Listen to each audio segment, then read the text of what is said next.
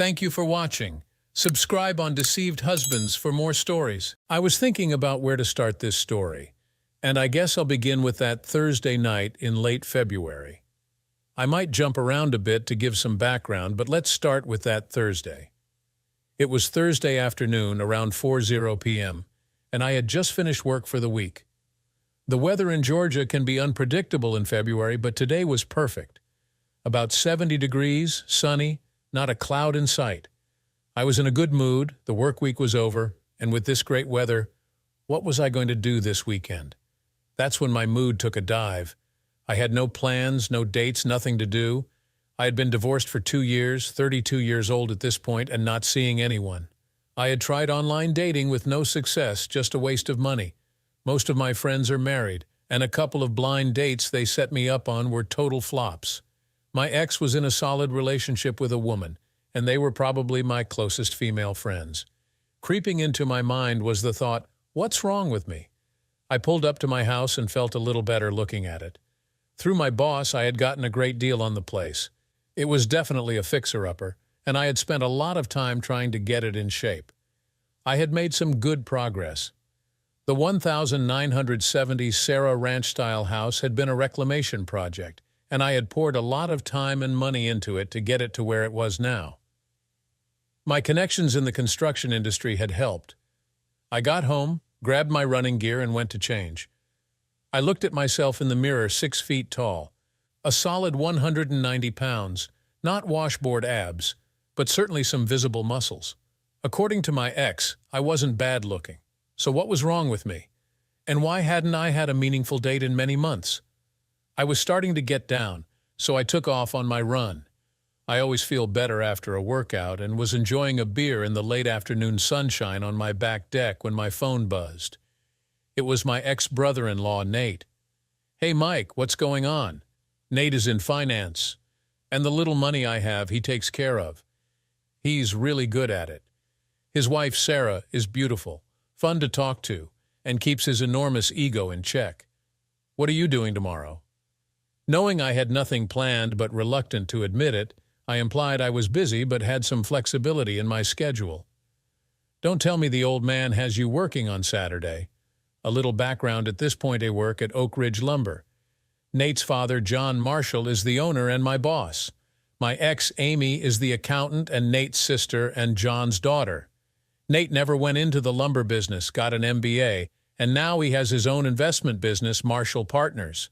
Growing up, my mom, my sister, and I weren't exactly poor, but we flirted with that socio-economic status. In high school, anything beyond the basics, I had to pay for myself. After football season in my junior year, I went to the counseling center and found a lead for a job at a company within biking distance of my mom's place. I knew if I ever got a car, no one was going to help me pay for it. That Monday at 4 p.m. was the first time I walked through the front door at Oak Ridge Lumber. It was an open office with windows to the warehouse at the back and 3 private offices on the left-hand side. I checked my note card and asked for Mr. Haney. 10 minutes later, an older short guy with long hair falling in his face walked up. "I'm Skip." "Hi." He offered a large, rough hand with part of his pointer finger missing. We walked to one of the offices with files, magazines, catalogs, and blocks of wood everywhere. He sat behind his desk, put his feet up, and asked me what I knew about the lumber business. "Not very much," I replied. "Probably not the best answer if I wanted the job." "Then why are you wasting my time?" I was nervous and intimidated and didn't know how to answer. He just stared at me. Finally, I said, "Mr. Haney, I need a job, and I promise you I will work hard." He kept staring for a good 30 seconds, not saying a word. I was thinking of what other jobs were on the board at the counseling center when all of a sudden he says, "Be here tomorrow at 3:30 and be prepared to work." I was shocked, stood up, shook his hand, and left. I noticed a tall, balding man poke his head out of the last office and look at me. Little did I know how the path of my life had just changed. So back to that Thursday in February, sitting on my deck talking to Nate. "No, I'm not working this weekend, just a lot of errands to try to get done." "Oh, tomorrow is Friday, and there's an event at the fairgrounds, and I have to be there. Sarah has a couple of friends coming, and I need you to be there with me." I actually wouldn't mind going, but I had to act like I didn't. But before I could even start any protestation, Nate said, "Pick you up at 11. Then I heard the dial tone. "I guess I'm going to the spring fair." I met Nate Marshall the same day that I met my ex-wife. By the end of my junior year, I had been working at Oak Ridge Lumber 5 days a week, 3:30 to 6:00, and occasionally on Saturdays if they needed it. I had bought a very used Toyota Corolla with lots of miles, but it ran well and got good gas mileage. I made just about enough to pay insurance, get some gas, and I was left with about $25 extra per week to help my mom. I was excited to start working full-time, 7 to 3:30 every day, now that school was out for the summer. On the Tuesday after Memorial Day, I showed up bright and early to start my first full day of work. The shop lead was a wiry man named Don Clark. It was Don who, I guess you would call, my supervisor during my after-school working days. Don knew all the machines in the shop, watched over inventory, and supervised deliveries and receipt of materials in the shop. He basically ran the back-end operation. He taught me a lot, and this summer I was going to learn more about how the milling, veneer, and other machines worked. My job was basically running the machine's maintenance. What I knew I learned from Don. That Tuesday I was informed I got a 15-minute break at 10 a.m., 30 minutes for lunch at noon, and then off at 3:30. Don sent me to the break room at 10, a place I'd never been before. It was on the far side of the office near the women's bathroom. As I entered the office, I first saw this preppy little punk smirking at me. I guess it was because of the way I was dressed. "Hi, Don. You're going to cause an energy crisis." I was wearing an old pair of overalls Don had given me, and it still had the oval tag with his name sewed onto the bib. It was smeared with oil from my work on the equipment. That wasn't the worst of it. Immediately I heard a giggle, and there was this girl about my age, good-looking, giggling behind her hands at me. Who were these people? I had never seen them before at Oak Ridge. Just then, the owner, the tall man that looked at me on the day of my interview, yelled at them to knock it off. I quickly got to the break room, away from these two smug kids. As I was sitting embarrassed and drinking a cup of coffee, the owner, the tall man, came into the break room. In all the months I'd worked there, I had never spoken to him. Don't mind them. They're just my spoiled children. They are working here this summer, but to be honest, I'm not sure what Nate is being paid for. We've never formally met. I am John Marshall. He offered his hand. I mumbled, "Mike Evans," as we shook. "Good to meet you, Mike. I am hearing good things about you from Don. Let's talk again later this summer. In the meantime, ignore those two jackasses." And that was my first encounter with Nate and Amy Marshall. I heard the horn of Nate's black BMW that Friday morning, only 20 minutes late. "Where's Sarah?" I glanced at Nate, dark sunglasses, slicked back brown hair, tan face, still the preppy guy I met years ago. She met Rachel and Olivia for coffee downtown. We're meeting them at the fair. Rachel and Olivia. I wonder if this was a setup. We parked and walked a few blocks to the fairgrounds. I got to drop this by the fair office. Marshall Partners is a co-sponsor of the event, and Nate was delivering his company brochures. The girls are over by the booths. As we walked up, I saw the stunning blonde and smiling Sarah, who gave Nate a kiss and introduced me to Rachel and Olivia. Rachel had long, dark, straight hair and was very curvy but had a bit of a hard look. She was showing a little cleavage, and I had to keep my eyes up when we shook hands. Olivia was different, dark, curly hair, athletic build, and a ready smile. She stared into my eyes. "Nice to meet you, Mike. I've heard about you." I snuck a glance at Sarah, and all I saw was a sly smile. My weekend was definitely getting better. As a group of 5, we wandered the fair, and I found myself often strolling alongside Olivia. She had a nice way of looking me right in the eye when we talked. She had a great laugh, and I found myself being more outgoing and witty. Every so often I would glance over at Nate and catch him smiling at me. It was turning out to be a great day. We spent several hours checking out all the exhibits, occasionally running into acquaintances and having a good time. Nate knew a lot of people, and this was networking for his business. We decided to go to Porter's Bar and grab a beer and try to get an outside table. Rachel decided to head home something about a headache, and Nate said we would make sure that Olivia had a ride. We found a great outdoor table and the sun felt wonderful. Nate told lots of funny stories about work, marriage, and his family. I tried to remember the last time I had such a good time. Olivia was fun to talk to, interesting, and asked me questions about myself. After Nate ordered a third round, I made the offhand comment, "For sure I need to run tomorrow." Olivia asked where I ran, and before I knew it, we had a running date for Saturday at 9 a.m. Eventually we left. I was having such a great time with Olivia, talking, laughing, learning about her life. It was very nice. We just seemed to click. I was just hoping there wasn't some version of a significant other in her life. We dropped her off at her condo, and I told her I would pick her up at 9 for the run on the Greenway Trail. As soon as we were heading home, I got the look from the front seat. "What?" I said as Nate gave me the smirking grin. "Okay, so she's cool. What do you want from me? Running tomorrow with her?" "Well, that's fast," Nate grinned. "Ever since Amy and I divorced, Nate's been trying to find me a new woman. I actually think he feels a little responsible about my failed marriage with his sister. He may have known about her orientation beforehand, but he never said so. I worked at Oak Ridge Lumber all my senior year after school. Once football was done, I even worked Saturdays in the fall. I was learning from Don all about the machinery from the inside out. During busy weeks, I was asked to run equipment on Saturdays, and I ran everything but the veneer press and learned the capabilities of all the machines. Amy came in on Saturdays and helped with the books. She went to a private high school on the other side of town, so this was the only time I got to see her. She was really cool, fun to talk to, and not stuck up like other rich kids. About halfway through our senior year, we started dating. What started out as friendship became dating, and before we graduated, we had begun making love. Amy had a tight body with a beautiful bum and small but perky breasts. I loved spending time with her, and in retrospect, I now realize that she was not into it nearly as much as I was. But I was blinded by my own feelings, and during those moments I did not notice. We both graduated and both worked at Oak Ridge that summer. I wasn't sure what I was going to do in the fall, but Amy was going to Florida State University. I was concerned about being apart, missing her, and other guys. Little did I know then, other guys were never going to be a problem, just the distance. When I would bring any of this up to her, all she would say is, "Don't worry, you're the only man for me." She was honest, she just didn't mention other women in the equation.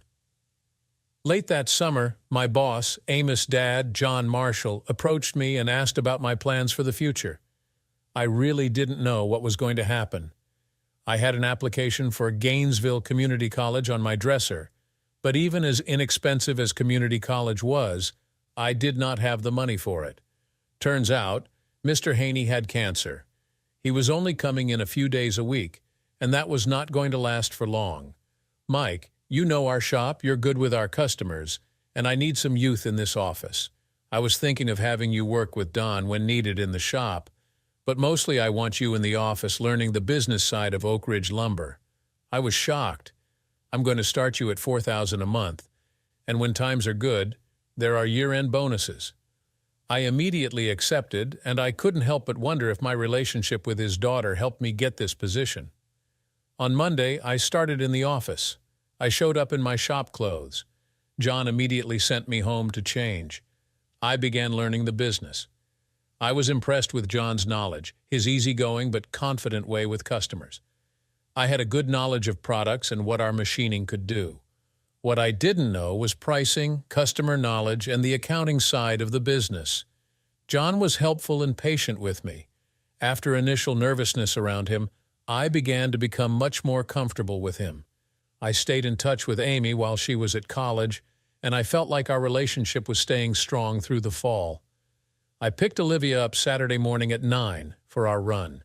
She was in black tights and a Lululemon tight-fitting top.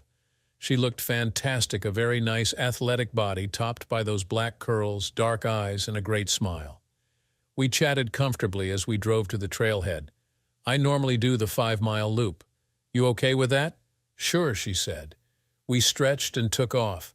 Whenever you are running with someone else for the first time, you kind of have to find their rhythm, slightly speeding up or slowing down at first. We didn't have to, we were in sync immediately. We chatted as we went, and I found out she was a dental hygienist. She was from the Bay Area. Her dad had passed away. He had worked for the railroad, and her mother worked in a hair salon owned by her mother's sister. Her mom was of Italian heritage. Anna Maria was her mother's maiden name. That's where she got the curly dark hair. Talking the whole way, we made the 5-mile loop and were back at the car by 10:30. It was so pleasant I could have run another 5 with her. I suggested coffee, and we went to a nearby Caf GC. I had learned from Nate and Sarah on the way home last night there were no known boyfriends or significant others. I did a mental checklist on, no boyfriend 2, fun to be with, and she seems to like me, 3, great looking. I began to think my bad luck may have changed. Unfortunately, I knew I still had a lot to do at home. The tile on the fireplace was half done, and the backer board for the shower was sitting in the garage. Olivia, I'm having a great time with you, but I have to get going. I would like to see you next weekend. Are you available? Yes, I think so. How about we do something Saturday? We exchanged phone numbers and then headed home. I considered a kiss or a hug or something. I just felt so close to her, but decided I'm going to do this right and play it slow. I was pretty happy as I got home and got to work. As the week started, I debated the proper time to firm up the coming weekend. I texted her Monday after work and asked if she wanted to hike to Pine Ridge during the day and grab some dinner after. She texted back enthusiastically and added heart emojis, our first official date. Tuesday was a busy day at Oak Ridge Lumber. John was in Seattle working with a big potential client. One problem after another surfaced, and I was the one that had to fix everything: a late shipment, an unhappy customer, and one of the custom milling machines went down while Don was working on the veneer machine. I didn't get home until after 7. I was beat. While I was defrosting a frozen pizza, my phone buzzed, indicating a text. What now? I thought. To my utter delight, it was a checking-in message from Olivia.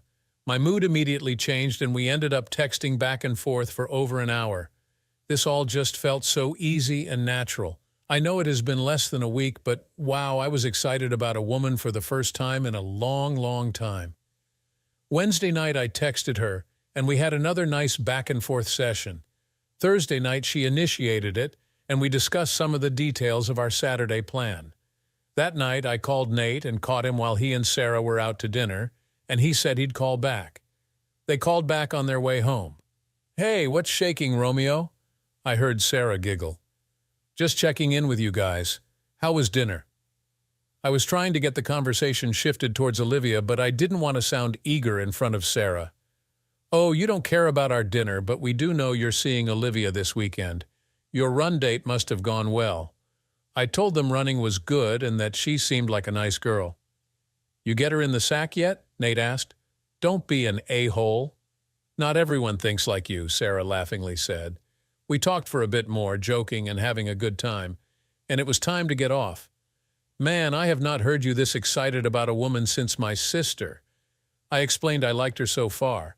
As we were hanging up, I heard Sarah say, "Just be careful, Mike." I wonder what she meant by that. Friday after work, I had just finished my run, sitting on the back deck and having a beer. What a difference a week made. Last week at this point, I was feeling down about myself. Today I'm feeling very good. About 8, I sent Olivia a text checking a few details about our date tomorrow and just to see what she was up to. I checked my phone at 9:30. No reply. That was a little unusual. Oh well, I'll see her tomorrow. I picked her up at 1 p.m., and we headed east into the hills toward the trailhead. Something seemed a bit off. She was still nice, relatively affectionate, but without the usual energy. When I asked how she was doing, she said, "Just a little tired. It's been a long week." Before I could learn more about her long week, she started asking about the hike. No more explanation on the long week. We enjoyed the hike, and when the trail was wide enough, we walked side by side, and she held my hand. Just this small intimacy felt so good after all this time without. The plan was to drop her at home so she could change and get cleaned up, and then I'd swing back at 7 for dinner at Carlos downtown. She looked great in tight jeans and a form-fitting top. She gave me a big hug and kiss when I got there. I almost thought if I pushed it, we could be in her bed fairly quickly, but I remembered I was going to play this one differently. The restaurant was cozy, with wonderful food and delicious wines. We split a bottle of wine and each had a brandy as we enjoyed dessert. I knew I should sober up a little before heading home, so I suggested we walk the square. This is an area downtown closed to vehicles with cafes, retail shops, bars, and other restaurants. The night was pleasant, and Olivia snuggled up to me as we walked. I think we were both feeling good, a little tipsy, but happy. A comfortable, easy conversation as we strolled past couples and groups of people. As we were heading back, I noticed a group of young men ahead, and as we angled past them, all of a sudden one of them shouts, "Liv!" I was immediately on guard, but Olivia moved toward them, smiling, and accepted hugs from 3 of these guys. "Hey girl, what's happening? What you doing down here?" Meanwhile, I'm standing there, ignored, as they all connect. After probably a minute, though it felt like a lot longer, Olivia turns to me, flush-faced, and says, "Mike, these are my friends, Chris, JT, and Brian." I automatically reached my hand out to shake. The 3 looked at each other, smiled, and elaborately attempted to shake my hand with all types of gyrations. They chatted for 10 minutes about things I didn't follow. I gathered it was about music and a club that I'd heard of called The Pulse. There was an overwhelming familiarity among Olivia and these guys. I observed an intimacy, especially with the one named Brian, that was curious to the point of unsettling. I felt all the warmth and goodwill of the evening draining away. By my observation, she seemed to be loving the attention and the company of this group. Finally, with hugs and light kisses, they parted. "Nice to meet you," I said. Brian just nodded, and they turned and went the other way. About 15 seconds later, I heard them hoot with laughter. Olivia snuggled back up with me, but my relaxed mood of before was gone. Were these the kind of friends she had? Nothing wrong with them, but clearly not my scene. She talked about them a bit, and I gathered that this Pulse was a dance club in the old section of town that was once an old warehouse. She told me how fun it was and that we should go. I chuckled and said I was not a great dancer. No one cares. It's just a place to have fun. We drove home, and I tried to be upbeat, but something about that whole scene held me back from being as affectionate as I felt earlier in the evening. When we got to her place, I walked her to the lobby and gave her a hug goodbye. "Do you want to come up for coffee?" Normally this is a no-brainer, but a combination of wanting to do the right thing and also sheltering myself from getting hurt stopped me. "Thanks, but I'm okay. I'll see you later." I gave her a quick hug and a kiss on the cheek, and I left. Throughout Amy's freshman and sophomore years at Florida State, we stayed close. In retrospect, it was a warm friendship with moments of affection. We saw each other on all her holidays. I looked forward to her visits so much, and she did too, almost as much as I did. When I would ask her about school, she did not have a lot to say. Sometimes I would get jealous and quiz her about all the guys at school. Finally, once I may have gotten a little possessive about it, and she grabbed my shirt, and with the most serious look I had ever seen from her, she said, "I told you, there are no other guys. Leave it alone." And she walked out of the restaurant. For the most part, we got along great. I was seeing this ideal situation, being with Amy and she and I running Oak Ridge Lumber. It was too good to be true, but it looked like it could happen. I was learning so much from Amy's dad, John. He and I had a good, comfortable relationship. I think he was also happy with my and Amy's relationship. I guess he saw me as a bit of an opposite of Nate. Nate was flashy, arrogant, and funny. He was at UCLA, barely hanging on while partying through his college life. I think he had a come to Jesus moment and buckled down and eventually graduated. On the other hand, I was not flashy. I made up the lack of flash with hard work and knowledge of the wood products industry. John knew Nate was never going to make a career at Oak Ridge Lumber. I, on the other hand, was looking like a long-term employee and in a serious relationship with his daughter. John was definitely on my side in this whole thing. Here's what happened. I proposed to Amy before her junior year, and she said she had to think about it. Halfway through that year, Amy asked for some space. I was heartbroken. I threw myself into work. We still talked, and our friendship was strong, but Amy was trying to find herself. We didn't see much of each other through that junior year of mails and some phone calls, and occasionally I saw her when she came home. We worked together all that summer, but I gave her the space she asked for. Throughout her senior year, our communication fell off. I had even gone on a few dates, nothing very serious. All of a sudden, she was calling and emailing like pre-I need my space times. That summer, she came back and we got back together and she asked me if my proposal was still an option. I was shocked. Happily, I said it was. We were married that December. I was extremely happy. John was very happy, and as I look back on it, I would put Amy at medium happy. But at that moment, I was blinded by my dream of the girl, the career, and the father I never had. Life for me was wonderful for a while. Amy and I worked together at Oak Ridge Lumber. Business was good. I was learning a lot. My relationship with John was really good and continued to get better. Surprisingly, so did my relationship with my new brother-in-law, Nate. I learned that even though he was a self-absorbed, arrogant little jerk at times, he was fiercely loyal. And for whatever reason, he liked me. The first 2 years I thought were great, but cracks started forming in the foundation, and the first big crack was our sex life. From once or twice a week throughout our first 2 years, by the beginning of year 3, it was once or twice a month. In retrospect, I could tell she was just not into it. Then Millie moves here. She was a friend of Amy's from Florida.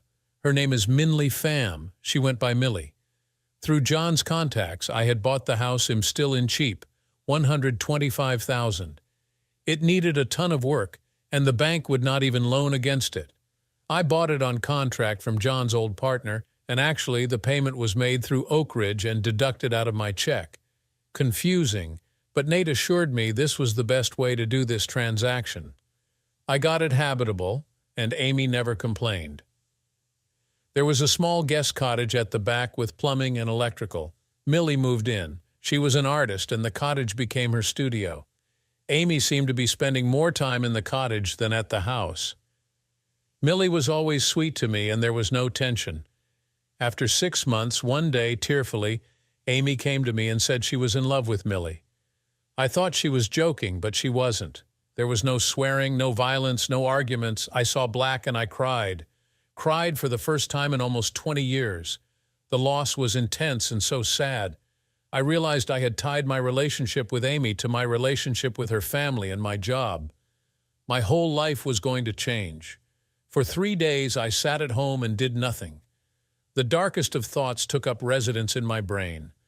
I was at the point of very seriously ending my life. And then Nate showed up. He talked, then we talked, and then he listened. He made a phone call, and within 30 minutes, John was there.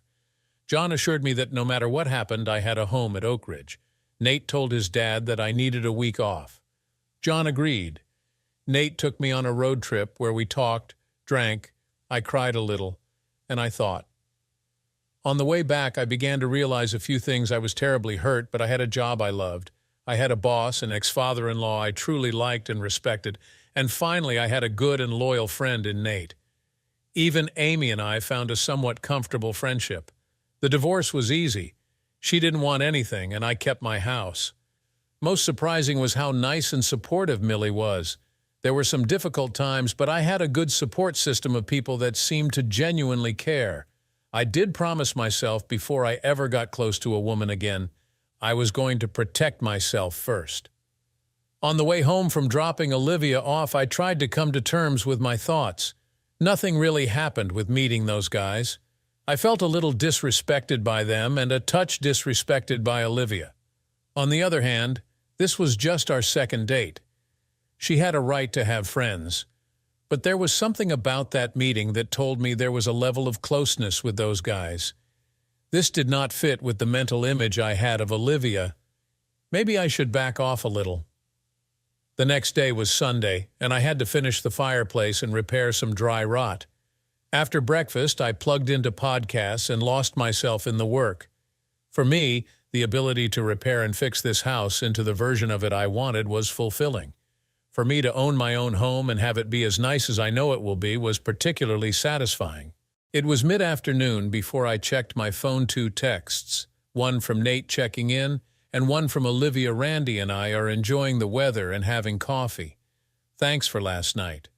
I had to process this. Was I being too sensitive, or should I trust my instincts? I need to think a little more. Later that afternoon, I sent back a non-committal text saying, "Have a good time," and that was it. Monday evening, I got another text from her saying, "How was your day?" I waited a few hours and said, "Good. Yours?"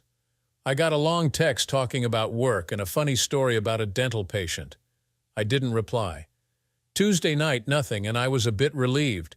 Wednesday night, she called. I was polite, but not terribly enthusiastic. Finally, she asked me what was wrong. I said nothing, and then she asked if I was upset with her. I said no, I just have been busy. She invited me over for dinner Saturday night. I accepted. Maybe I was being too petty to get upset over something like this. I vowed to put it behind me and see what happened. Dinner on Saturday was nice. She's a good cook, and her condo was nice and well decorated. I began to feel comfortable again and was feeling optimistic. After dinner, we ended up in her bed, and spending time with her was fun, and I think she had a good first experience too. We enjoyed each other's company again that night and showered together in the morning with more action. Olivia has a nice athletic body with a beautiful bum and nice-sized breasts. We spent Sunday together, and the intimacy enhanced the progress of our relationship. We went for a run and this time showered back at my place. I showed her around my reclamation project, and she seemed interested in all the work I was doing. I showed her the old redwood hot tub I had picked up from a project we provided material for, and showed her where I was going to put it in the back. Olivia was impressed with my carpentry skills, and she seemed to like my house. For the next few weeks, we saw each other 2 to 3 times weekly and spoke or texted daily. In a weak moment, I agreed to go to the Pulse with her on Friday night. I can dance a little and don't mind it, but I had a feeling this was not my scene.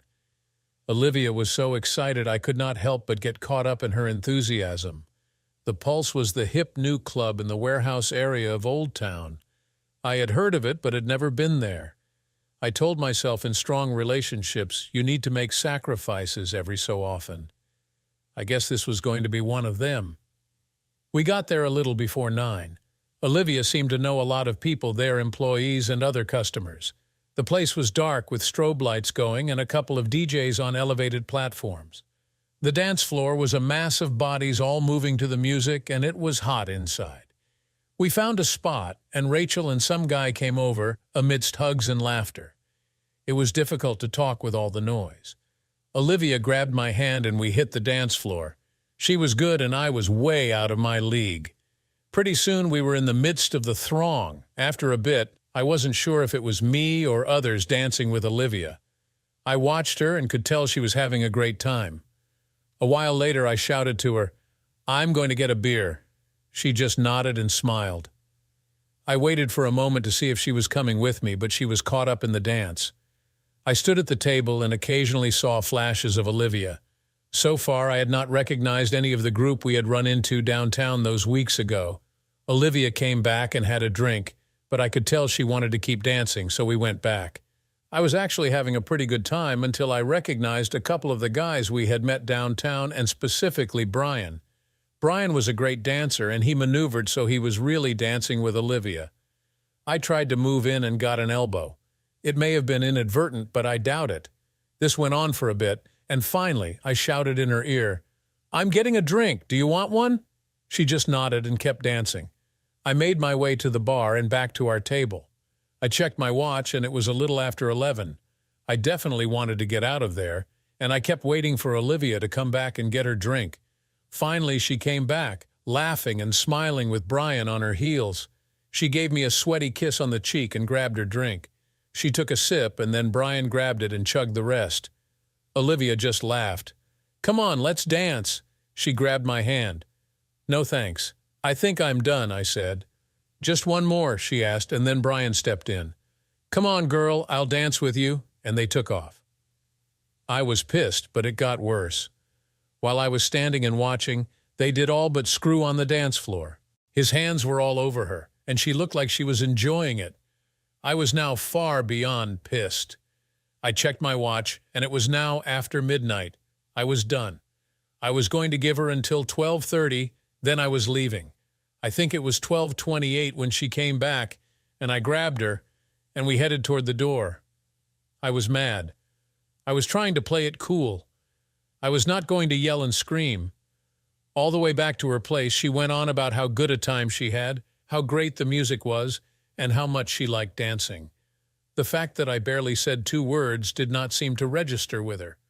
By the time we got to her apartment, she realized where we were. I thought we were staying at your place tonight. I'm beat, I said. How about a different night, I said with a forced smile. Okay, she said and looked at me. I smiled, gave her a kiss, and took off without question. Not the way our dates had ended over the past few weeks. The next day we had no correspondence. I was wrestling with my feelings. I really did like and care for her, but that scene and her enjoyment of it bothered me. And this Brian, they looked like more than friends. I was busy both Saturday and Sunday, mostly trying to work the redwood hot tub into a spot on the deck. Sunday night, I saw I had received a text from her. What's up? I didn't reply. Monday night, I got another text from her. Hey you, I missed talking to you. Call me? I figured I had to answer this one. I texted back. Sorry, a lot going on. Let's connect tomorrow. Okay, she said. Tuesday night, I was still struggling with the situation and I never replied. Wednesday, I got home from work about 6, and in front of my house was her black Audi. Oh, time to face the music, I guess. I found her sitting on my back deck. What's the deal? Are you dumping me? She looked a little angry. Look, Olivia, I don't know what's going on. I'm struggling with some things right now. What? She asked. And then I went into it. I started with my marriage to Amy, and that hurt, and then admitted the jealousy over her friendship with Brian and my feelings of disrespect at the nightclub. I laid the whole thing out for her. Why not? I may never see her again. She sat there staring at me, and then the tears started rolling down her cheeks. I am so sorry. I didn't mean to hurt you. If it means keeping you, I never have to go to that place again. I want you, and I miss you, and I think I may be falling in love with you. I was in shock. I thought this was the end for us, but we just took a left turn, and we're going in a different direction. Love? She pledged again that she does not need to hang out with that crowd or go to the dance clubs. I asked her if she was sure, and she said, of course. If I had known that bothered you, I never would have asked you to go. We celebrated that night in my bed. The next few months went great. We did lots of stuff and went on vacation for a week in Hawaii. My first time there, and we loved it. We hung out with my friends and a few of hers, but never Brian and that crowd. I never brought his name up. We had been dating now for about 8 months, and the holidays were coming up. She was at my place almost every night, and we started discussing living together. We spent the holidays with my family and the Marshalls. She got along great with everyone except Millie. For some reason, there was some distance there. After the first of the year, business ramped up. We were selling into Northern California and the Puget Sound, and with the building boom, our products were in high demand. John asked if he and I could get together on Thursday night. Sure, I said. What's up? Well, talk Thursday, was all he said. Thursday was busy, and before I knew it, it was after 5. We met in John's office. I found myself a bit nervous by the formality of this meeting. John explained that he was going to be 65 this year, and he was doing some longer-term planning. Instead of a bonus this year, I'm giving you 9 of Oak Ridge lumber. I was shocked. This was not what I was expecting. We have opened up NorCal and Western Washington, and that has been successful, as you know. But we are now getting a lot of demand in Colorado and some of the resort areas throughout the Rocky Mountains. I want you to open up those markets. It's going to mean some travel, probably a week a month. Are you up for it? Absolutely. I had seen so little of the country. Getting to travel to these areas was exciting, and being a part owner, that was very exciting. I was so happy. He went on to tell me that he owned now 51. Nate and Amy each owned 20, and I had the remaining 9. Amy was the CFO, but Nate managed the big-picture financial part of the business. I asked John if Amy and Nate were okay with me being a part owner. It was their idea, he replied. One other thing on your plate, Don is going to retire at the end of the year. Millie's brother, Tim Pham, is going to start working in the shop with Don. I want you to keep your eye on him too. Will do, I said. I could not wait to tell Olivia I was now an owner. I was going to start traveling. I was on cloud nine. She was happy about the ownership part, but significantly less enthused about my travel. How much will you be gone? She asked. I explained it would normally be a few days once a month.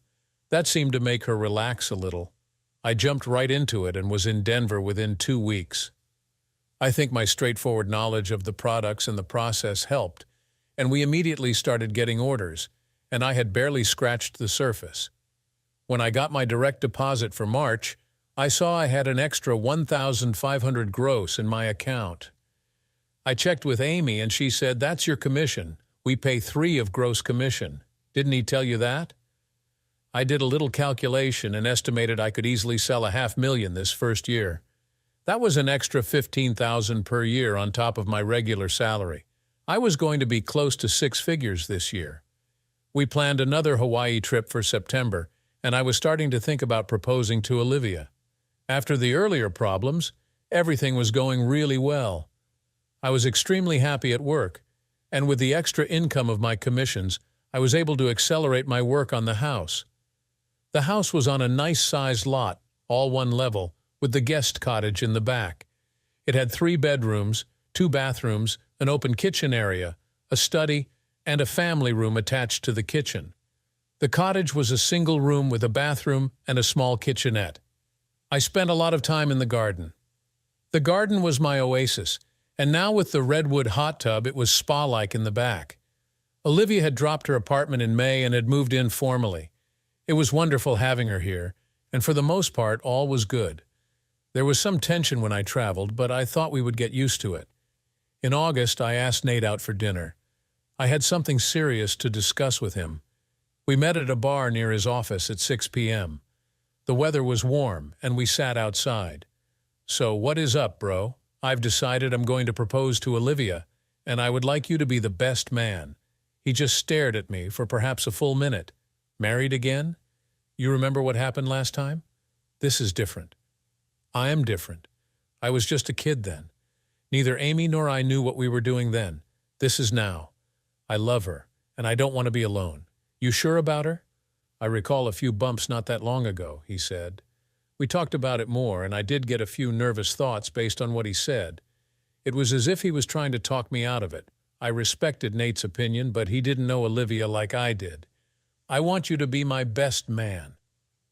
I told him I was going to propose when we were in Kauai. We celebrated with tequila shots and ended up having a great night. 2 weeks later, I was headed back out to Denver. I needed some samples to show the customers, so that Friday I went out to the shop. Don was not around. I grabbed my stuff and went to the saw. "What you need, boss?" It was Tim Pham. "I got it, Tim. Thanks, though." He quickly came over, grabbed my samples, cut them up, boxed them, and gave them back to me. "You need anything else? I take care of." "Pretty impressive, young man." "Thanks, Tim. I appreciate it. Boss, you need any more help around here?" "My cousin is a good worker. Good to know, Tim. And you can call me Mike." "Okay, boss." On my last trip to Colorado, I had cold called on a place called Longfellow's. This time, I had a set appointment for Monday at 11 with Junior Longfellow. I met him at their office outside Denver. He was a guy about my age with a light beard and hair in a ponytail. We hit it off, and our meeting stretched into lunch. Not only did they look like they were going to be a good customer, but I also liked Junior. As we were parting, he told me he was doing some mill tours on the West Coast in November and wanted to come see our operation. These are normally great relationship-building opportunities. I told him I knew I had something in Montana 1 week in November, but I would get back to him. The trip to Kauai was unbelievable. We were at a nicer resort. The commissions helped with that cost. We hung out by the pool and on the beach. We explored the island, went on hikes, snorkeled, kayaked active but relaxed all at the same time. We had a lot of intimate moments. We found a secluded beach, and Olivia went topless. She looked stunning. I was so taken by her, we nearly did something on the beach. But there were a few people around. We more than made up for it when we got back to the hotel. On the second to last night, we were sitting on our balcony watching the sunset, and I gave her the engagement ring and asked her to marry me. She cried, hugged me, and we ended up back in bed. As we were lying there, I asked her if she was happy, and she said she was. "If you could change anything in our lives, what would it be?" I asked. She said, "Nothing." We were quiet for a minute, and then she said, "I guess if there is anything, I wish you didn't travel so much." I told her it should slow down and that it was important for our financial future, and maybe there may be times she could go with me. "Okay," she said quietly. I brushed off the comment quickly without a second thought, maybe too quickly. Our lives kept going, but now with wedding plans happening also. We decided to do it around Valentine's Day. Olivia did most of the planning. I was supportive. At work, business continued strong. Our edition of the Rocky Mountain Market increased demand, and we did end up hiring Tim's cousin, Nathan Nguyen, and another of their friends, Van. Knowing Don was leaving, I tried to spend some time with Tim. I saw that he was smart, hard-working, and dedicated. One night, he invited me to get a beer with him, Nathan, and Van. They were all good guys, seemed to like me, and were loyal to Oak Ridge. Lots of stuff happening in our lives, and they all appeared to be good things. I decided to hire a contractor to remodel the kitchen. It was a guy I knew who bought from us. I could do it, but it would take months with me doing it, and I didn't want to tear that essential part of the house up for a long time. Olivia was involved with the design process, and though we didn't agree on everything, her contributions were helpful. Towards the end of October, I had to go back on the road. Olivia was unhappy about it and started to pressure me about a 2 or 3 day trip rather than 5 days. There was no way I could do it in less than 5. My November trip coincided with the week Junior was going to be in town for mill tours. I would miss it, but John said he would be glad to show Junior our operation. I had a trade show with a customer in Montana, and it was going to give me a good opportunity to showcase our products to this market. The show had set up on Friday morning, then started Friday evening, and then all day Saturday. I had a flight out early from Billings Sunday morning. On Friday, the show was busy. There was a cocktail party at 8 p.m., and I had a number of promising conversations. Every night when I traveled, I always called Olivia in the evening to check in. This Friday, I made it up to my room a little before 10 and called. No answer. Maybe she went to bed or was in the shower. I called again at 10:30. No answer again. I figured she was asleep. The show started Saturday at 10. I slept till 7, got up, worked out at the hotel gym, and called Olivia about 8:45. Still no answer. After a quick shower, I saw I had missed a call from her. I called her back. "Hey, we keep missing each other. How are you?" "Fine," she said, and seemed a little out of it. Not the enthusiasm I expected. "Called you a couple of times." "Did you go to bed early?" "No, I had the phone on mute. I was just puttering around working in the kitchen," she replied. "Did they get the tile finished?" And then we were talking about the kitchen remodel, completely dismissing the fact that she did not answer the phone the night before. Monday was the week of Thanksgiving, and we would be celebrating with the Marshalls. Olivia was a little off all week, quiet, a bit withdrawn. Maybe the holidays stressed her out. I didn't say anything about her mood. I got an invitation from Longfellow's, our new customer in Denver, to attend their Christmas party December 15th. It was a Thursday night. We talked about Olivia coming with me, but I had other business and she had to work, so I went alone. They had decorated their warehouse area for the holidays. I knew there would be drinking, so I Ubered from my hotel. It was fun, and later in the evening I was talking to Junior about our trip to Hawaii. I was showing him some pictures, and he saw one of Olivia. "Let me see that again. This is your fiancée, CE?" I said, "Yes, she is," I said proudly. He handed me back the phone, then grabbed it again and stared at it closely. He had a serious look on his face. "What's up?" I asked. "Does she know someone named Rachel?" he asked. I looked at him and said, "Why?" I could be wrong, but I thought I saw her and some chick named Rachel at a dance club last month when I was out in your town. I gotta tell you, as a friend, they were not acting like they were engaged. This was when I had been in Montana. I was starting to get pissed and embarrassed. I asked him to tell me what he knew.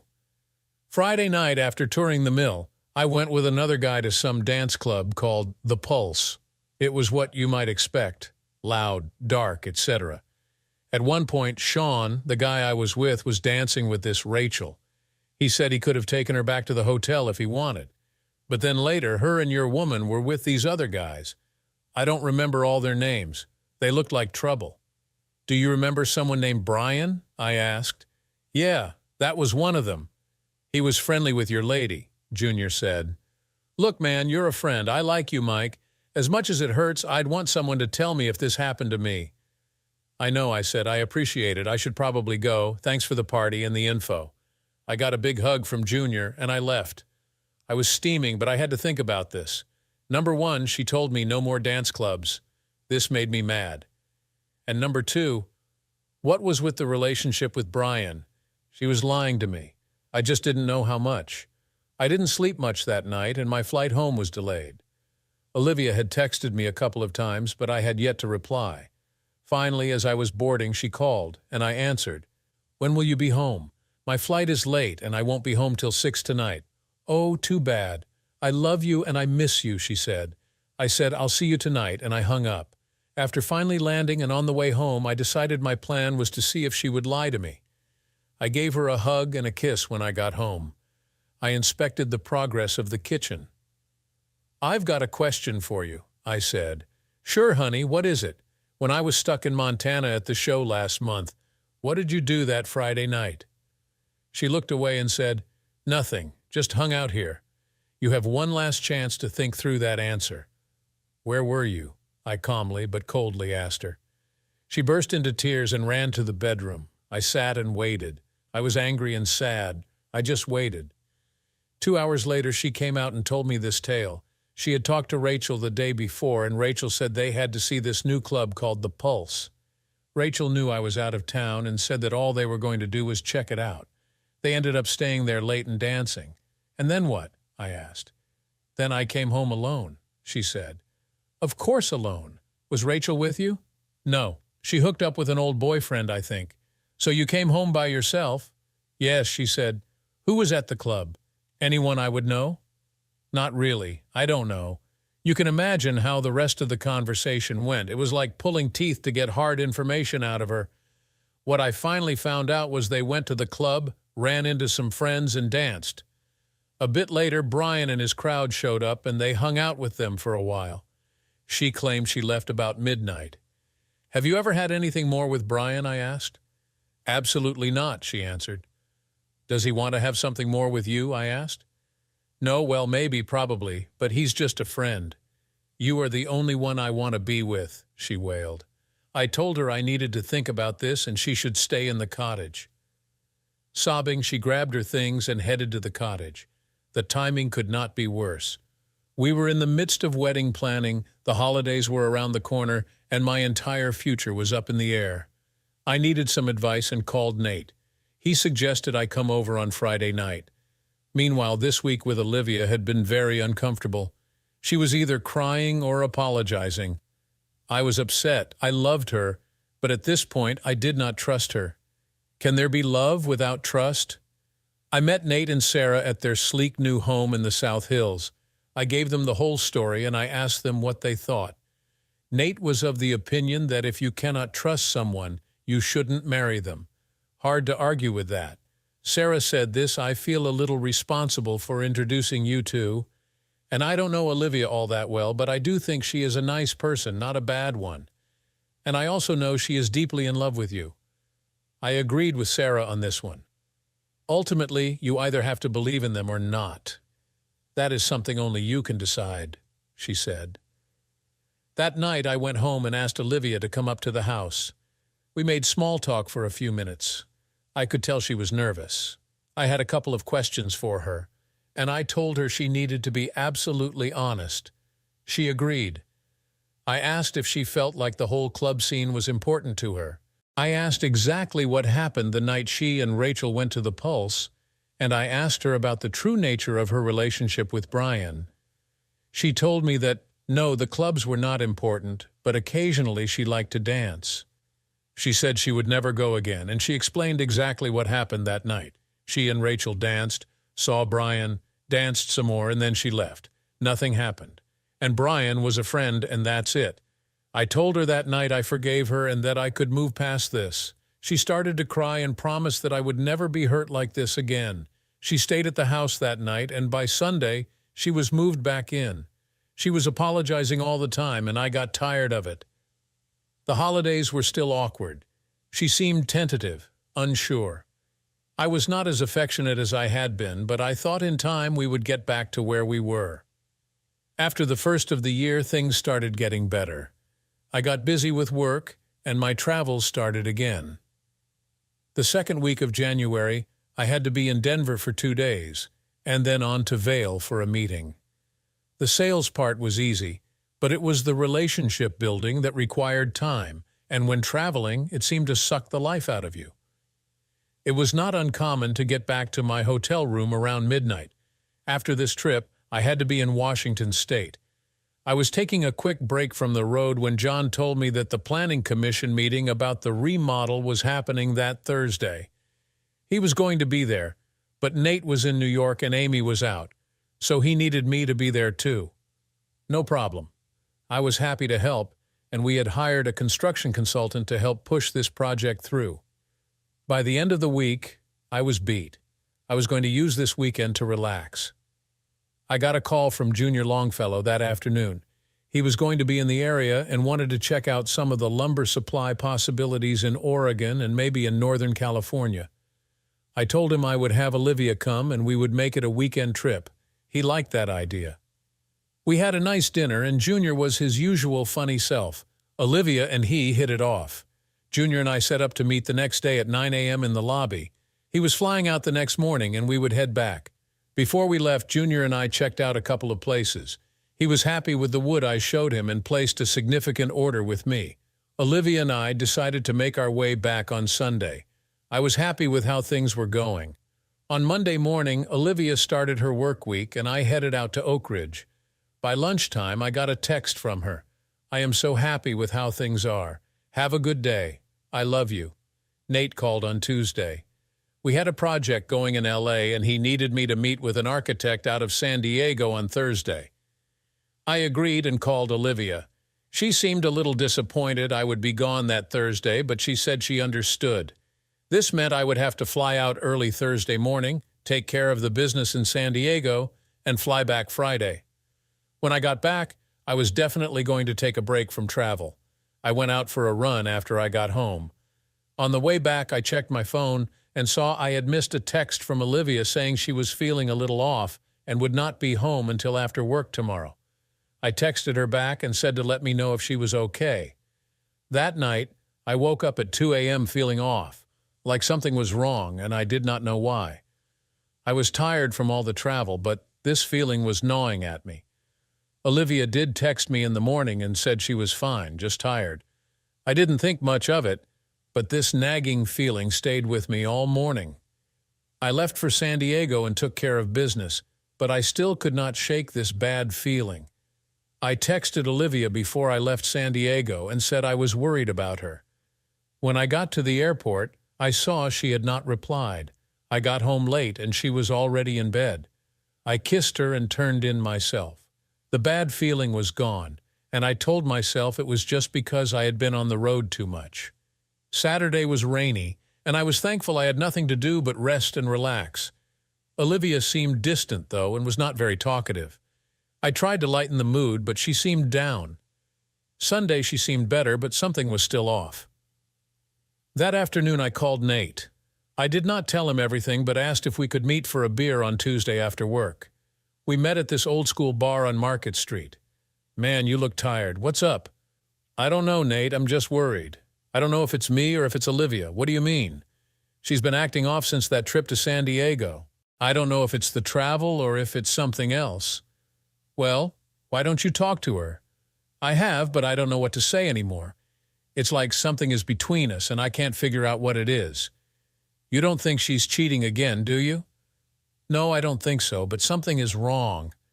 Nate told me to confront her, to have a serious talk. I said I would, but I wanted to wait for the right moment. I just didn't know when that would be. That Thursday I got home late from work, and Olivia was sitting on the couch looking sad. "What's wrong?" "I don't know, Mike. I just feel lost. Everything was great, and now I don't know." "What do you mean? What's going on?" She started crying and said she didn't know what she wanted anymore. She said she loved me but wasn't sure she was ready to get married. I was floored. Everything had been going so well, and now this? "I don't know if I can do this," she said. "I don't know if I can be the wife you want."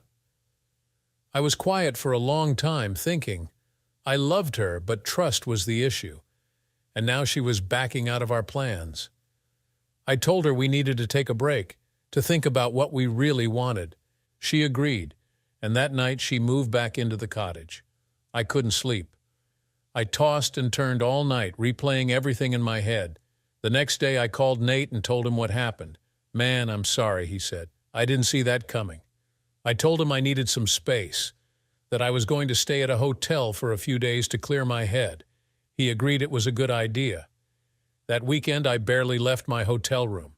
I didn't want to see anyone or do anything. I was depressed, and all I could think about was Olivia. By Sunday, I decided I needed to go home and face whatever was coming. I packed my things and drove back. When I got home, Olivia was waiting for me on the front porch. "I'm so sorry," she said. "I made a mistake. I don't want to lose you. I love you, Mike." I wanted to believe her, but I wasn't sure if I could. I told her I needed time to think, and she agreed to give me space. Over the next few weeks, we saw each other less and less. I was working more, trying to avoid the situation. Every time we talked, it was awkward and strained. By the time Valentine's Day came around, I knew our relationship was over. We sat down and talked it out, and we both agreed it was time to end things. She cried, and I felt terrible, but I knew it was the right decision. We canceled the wedding, and she moved out of the house a week later. I threw myself into work and started focusing on the future. The house, which was once filled with plans and dreams, was now just a place to live. I finished the renovations, but it felt hollow. My heart wasn't in it anymore. Nate and Sarah were supportive, and John gave me more responsibilities at Oak Ridge. I traveled more, trying to fill the void. It was a tough year, but eventually I started to heal. I knew I would never be the same, but I had learned a lot about myself, about love, and about trust. By the time the next winter rolled around, I had finally moved on. I wasn't looking for love, but I wasn't hiding from it either. I was content with where I was, and I knew that someday I would find the right person. But for now, I was okay on my own. And that's where my story ends, at least for now. Life is unpredictable, and you never know what's around the corner. But I've learned that no matter what happens, you have to keep moving forward. You have to keep living, keep loving, and most importantly, keep trusting yourself. Because at the end of the day, you're the only one you can truly count on.